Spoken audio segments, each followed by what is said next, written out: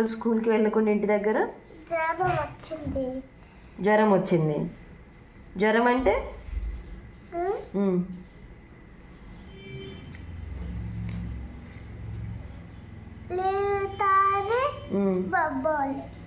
జ్వరం వస్తే నీళ్ళు తాగి బొబ్బోవాలంట. మీరు కూడా తెచ్చుకోండి.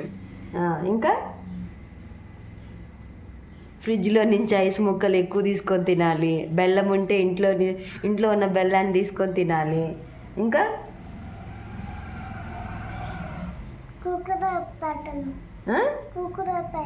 కుర్కురే ప్యాకెట్లు తినాలంట.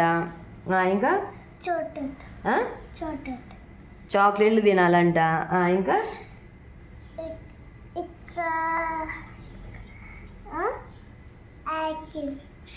Ice cream తినాలంట. ఇవన్నీ తింటే జ్వరం వస్తుందంట. జ్వరం వస్తే స్కూల్కి వెళ్ళకూడదు. ఇలాంటి దొంగ పిల్లలు మీ ఇంట్లో కూడా ఉంటుంటారు కదా.